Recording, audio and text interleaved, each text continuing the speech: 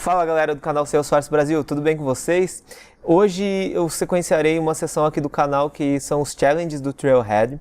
É uma sessão nova que nós começamos a gravar na semana passada. Nós fizemos um desafio novo a respeito de Apex. Foi um desafio básico, mas porém de suma importância para quem está iniciando em sua carreira. Hoje nós gravaremos um vídeo a respeito de DML. É uma sequência do desafio que nós fizemos na semana passada. Caso você ainda não viu esse vídeo, por favor, clique aqui no card aqui em cima, assista, curta, compartilhe com seus amigos. E esse vídeo, na verdade, não é a sequência do último desafio que nós fizemos, porque há um desafio intermediário, na qual é um desafio muito simples de 3 perguntas e respostas do Trailhead. Porém, eu já decidi pular um desafio vindo para o desafio prático mesmo, que é a sequência de escrita de código. Falando de DML, é uma das vantagens de se utilizar Salesforce, porque hoje nós temos algumas linguagens dentro do Salesforce, como SOQL, SOSL, DML. O que é tudo isso? São linguagens que permitem você manipular o banco de dados diretamente na plataforma do Salesforce. Você não precisa ter um banco de dados intermediário para acessar registros dentro da ferramenta ou até mesmo fazer consultas para que você tenha um determinado comportamento ou crie registros, enfim, diante daquilo que você necessitar. E esse módulo do Trailhead é um módulo explicando sobre DML, sugiro que façam. Caso vocês ainda não tenham visto, para acessar esse módulo faz parte de uma trilha chamada Developer Beginner, na qual ele aborda vários conceitos sobre desenvolvimento básico dentro do Salesforce. Esse desafio que nós faremos faz parte de Apex Basics Database, ou seja, Apex básico e banco de dados. Tá? A gente hoje vai trabalhar com essa trail específica, que é a manipular registros com DML dentro do Salesforce. E o nosso desafio é o seguinte: ele pede para nós criarmos um método para inserir contas. Para passar nesse desafio, crie uma classe Apex que insira novas contas nomeadas após a entrada de um parâmetro. Se a conta for com sucesso inserida, o método deverá retornar o registro da conta. Se uma DML exception ocorrer, o método deverá retornar como nulo. Então vamos lá, galera. O nome da nossa classe deve se chamar Account Handler e estar num escopo público. Eu estou com o nosso Developer Console aberto já. Então vamos lá. Nós temos que vir em File, New, Apex Class. E aqui nós daremos o nome da nossa classe. O nome da nossa classe será Account Handler. Então vamos no prático Ctrl+C, Ctrl+V. Não pegou. Vamos de novo. Então lembrando de sempre tirar o espaço, porque se você tentar validar com o espaço na frente do nome da classe, creio eu que o Trailhead não irá validar porque não encontrará a classe. Então criaremos a nossa classe. E vamos lá. Automaticamente o desafio nos diz que a classe deve estar em escopo público. O que isso quer dizer? Que é uma classe pública e que pode ser acessada por outras classes. Então uma classe pública chamada Account Handler. Ok? Vamos ver o nosso próximo passo. O método deve se chamar Insert New Account. Então o nosso método deve se chamar Insert New Account e deve ser público. Beleza, vamos lá. Então o nosso método public static account. Aí, aqui pessoal, nós estamos falando que esse método é público e ele pode ser acessado por qualquer outra classe, tá? Vamos dar um exemplo básico, um sistema de emissão de nota fiscal.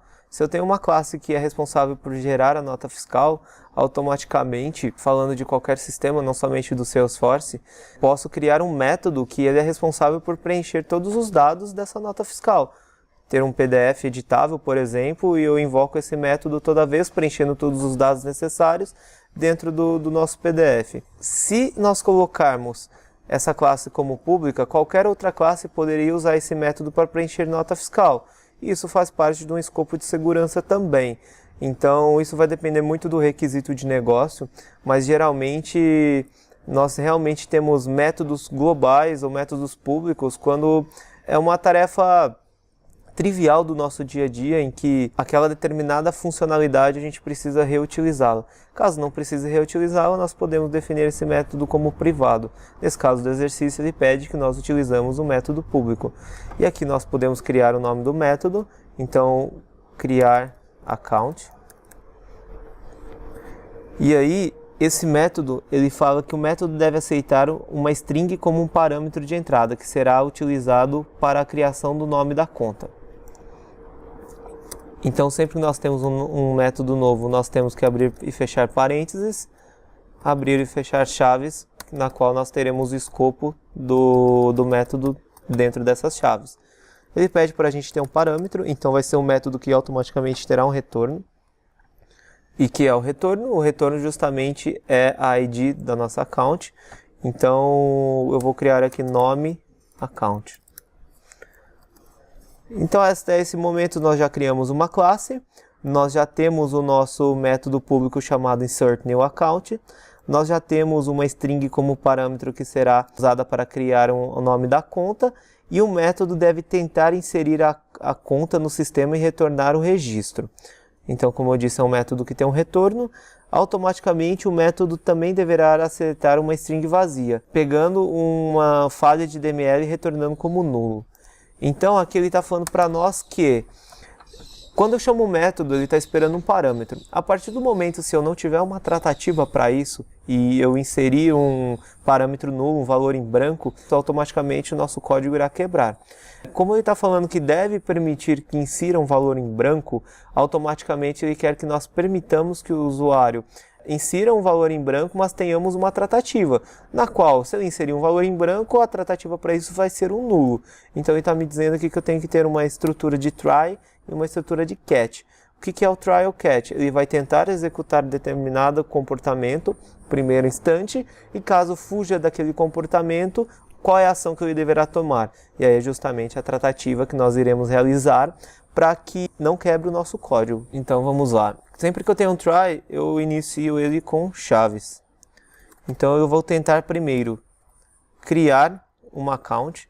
Então o legal do Salesforce é que eu posso utilizar os objetos existentes dentro da plataforma para eu criar variáveis que serão utilizadas dentro do nosso código. Então se nós temos uma classe que manipular a conta e também um método que nós estamos falando de account, nós vamos criar uma variável para account. Então, primeiramente eu vou referenciar o nome do nosso objeto, depois o nome da nossa variável. Então, eu vou criar aqui criação conta. E aí nós temos que instanciar esse objeto. Então, o que a minha variável do tipo account irá receber? Ele irá receber um novo registro do meu objeto account. E automaticamente, esse novo registro do meu objeto, ele tem alguns campos que são obrigatórios. Então, se eu estou falando que eu vou utilizar o meu objeto para inserir um registro dentro do Salesforce com o DML, ou seja, o DML justamente é a linguagem responsável por inserção de dados dentro da base de dados do Salesforce, nós temos que ver quais são os campos requeridos que eu tenho que preencher na hora de criar uma conta para que nós não tenhamos um erro também. Então, eu estou com a minha org aqui aberta, uma org do Trailhead mesmo. Vamos tentar criar uma conta manualmente. Então, sempre que eu tenho um campo com asterisco em vermelho, automaticamente eu tenho um campo obrigatório. Vamos tentar salvar esse registro para ver se ele pede mais algum campo obrigatório. Ele pede somente que o account name seja obrigatório. Então, automaticamente eu tenho que dar um nome para a nossa conta. Ele vai ser name igual, como nós estamos falando de um parâmetro do retorno do nosso método, eu vou colocar o nome da mesma variável, chamado nomeAccount. E esse parâmetro comum ele é uma string. Sempre que eu tenho uma string dentro do meu código, a gente vai popular essa variável automaticamente com aspas simples. E eu vou dar o nome da nossa conta como teste1. E tenho que fechar com ponto e vírgula. Automaticamente eu tenho que inserir o nosso registro dentro do Salesforce, então eu vou dar um insert. Qual que é o nome do nosso objeto? É criação conta. Nós temos que retornar o resultado dessa nossa operação, que é um return do registro da nossa conta. Pois bem, a nossa primeira parte de inserção de uma conta dentro da base de dados do Salesforce foi realizada. Agora nós temos que fazer a tratativa caso o usuário insira um valor nulo. Então vamos realizar essa tratativa. Nós temos que informar um catch. No caso do catch, nós temos que falar qual é a tratativa que nós estamos realizando caso a primeira operação dê errado. No caso, é uma tratativa de exceção.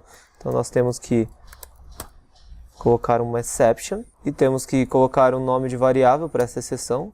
Então eu vou colocar como e mesmo. Abrir e fechar chaves para que eu execute esse catch. E qual é o retorno que nós temos que ter caso o usuário insira um nulo? Justamente um parâmetro chamado null. Lembrando, pessoal, que nulo não é igual a zero, não é igual em branco. Nulo é nulo mesmo, qualquer coisa que não existe dentro do universo. Então, se a gente preencher com espaço, não é nulo. Se a gente preencher com o número zero, não é nulo. Nulo é em branco. E aqui nós já temos o retorno como nulo. Vamos indentar o nosso código para ficar um código bem visível. Lembrando que de pensar sempre nos outros desenvolvedores que poderão fazer uma manutenção nesse código. E aqui também, pessoal, esqueci de colocar o que a gente vai retornar, justamente a criação da conta. Tem que colocar o nome do objeto que a gente quer retornar, senão ele não vai saber. E aqui também, pessoal, eu esqueci de colocar qual que é o método que se referencia a que tipo de dado. No caso, a nossa account. E aqui também eu tenho que referenciar qual que é o nome do objeto, não o nome da variável. Perceba que na medida que nós vamos digitando o nosso código, nós vamos tendo aqui uma guia de problemas. E ele vai nos dizendo qual é a linha que está com problema. Então é normal, às vezes, a gente acabar se esquecendo de algum parâmetro, e é para isso que existe a ideia de desenvolvimento, para ajudar o desenvolvedor também a sanar aqueles erros ou aqueles problemas em que pode resultar em um problema futuro dentro do nosso código, da nossa operação do dia a dia. Aqui ele aparece que nós não temos mais erro, então vamos repassar. Criamos uma classe chamada AccountHandler. É uma classe do tipo pública, que vai receber uma conta, e nós criamos o nome desse método que vai ser criar account. Ele falou que nós deveríamos criar um parâmetro do tipo string, então nós aqui colocamos o nome da conta. Teríamos que ter uma tratativa caso o usuário não preenchesse o nome dessa conta e deixasse como nulo. Então nós criamos uma estrutura de try catch. Automaticamente eu criei um novo objeto, uma variável chamada criação de conta, que vai receber automaticamente uma conta, e eu instancio isso como um objeto, criando uma conta. Tenho que analisar quais são os campos obrigatórios dentro desse meu objeto que eu criarei. No caso, ele pede um name, e aqui, caso eu quisesse preencher qualquer outro dado, era só eu dar vírgula e ver quais são os nomes dos outros campos. E aí, lembrando, pessoal, que nome de campo em código é sempre o nome API, nunca o nome da label. Se você referenciar uma label, provavelmente você vai ter um erro. Então percebam que a label do nosso campo se chama account name, porém o nosso nome API se chama name. Então isso é de grande valia também. Caso eu quisesse preencher outro campo na hora da criação da conta, era só eu referenciar o nome API aqui e preencher da mesma forma. Mas nós vamos fazer bem básico hoje. Não temos nenhum erro. Agora nós vamos dar um Ctrl S para salvar a nossa classe. Sempre que nós temos uma classe que tem asterisco em cima, é uma classe que ela teve alterações e ainda não foi salva. Então vamos dar um Ctrl S, ele aparece como salvando o nosso registro. E muito bem, temos a nossa classe criada. Como que nós podemos testar essa classe? Nós podemos ver em teste, em debug, desculpe, OpenMSQ Anonymous Windows. E aqui nós vamos chamar a nossa classe. Como que se chama a nossa classe? AccountHandler. Como nós temos um método público, a hora que eu dou um ponto e digito o nome do método, ele já aparece aqui. Então é um método que vai preencher, tem como construtor uma string do nome account e está referenciando o objeto account. Então vou clicar aqui e vou preencher o nome para a nossa conta. Eu quero o teste 2. Teste Trailhead. Vamos ser mais criativo. E aí, lembrando, como é uma string, tem que estar dentro de aspas simples. e fechar a nossa expressão com ponto e vírgula. Vou dar um execute. Pois bem, não tivemos nenhum erro. Vamos ver se a nossa conta já está no Salesforce. E aqui nós temos o nosso registro, pessoal. Acabou de ser criado às 11h26 do dia 23/1. E o legal é que, por mais que nós colocamos o nome do nosso retorno do método, ele pegou o nome que está aqui. Nós poderíamos também pegar o nome da variável. Poderíamos colocar nome account. Então, o mesmo nome que nós dessemos lá, né, no parâmetro do método, automaticamente seria o nome de criação da conta. Então, vamos ver se o nosso desafio será validado com sucesso. E o que o Trailhead vai fazer, pessoal, enquanto ele fica nessa checagem? Ele justamente está executando o nosso método mediante os parâmetros que nós inserimos dentro dele e ver se ele conseguirá criar um registro de uma nova conta dentro do Salesforce. A mesma coisa que nós fizemos utilizando a janela anônima, o Trailhead vai executar. Nós tivemos um erro, e é um erro proposital justamente, que ele está falando que executando o Insert New Account método falhou. O método não existe ou não é estático, ou não inseriu uma conta adequadamente. Por que nós temos esse erro? Porque justamente na hora de criar essa conta, criar esse método, nós colocamos um outro nome. E aí o Trailhead não encontra. Por isso é importante seguir parâmetro a parâmetro na hora da criação do nosso código. Vamos dar um Ctrl S novamente e vamos validar novamente. Então é isso, pessoal. Temos o nosso desafio validado. Espero que tenham gostado do vídeo. Caso vocês tenham alguma dúvida, por favor, deixe no comentário aqui embaixo. E eu gostaria de saber de vocês também se é melhor eu já trazer o código pronto e comentar o código com vocês, ou se é melhor eu desenvolver o código passo a passo, igual eu venho fazendo nos vídeos. Se eu trazer o código pronto, o vídeo fica um pouco menor. Se eu trazer o código para fazer, o vídeo fica um pouco mais extenso, porque eu vou explicando passo a passo de cada coisa dentro do código. Deixa aqui o seu comentário, a sua sugestão do que fica melhor para nós. É muito importante ter a sua opinião. Meu muito obrigado. Compartilhe esse vídeo. Não esquece do like, isso ajuda muito a propagar o canal. E até a próxima.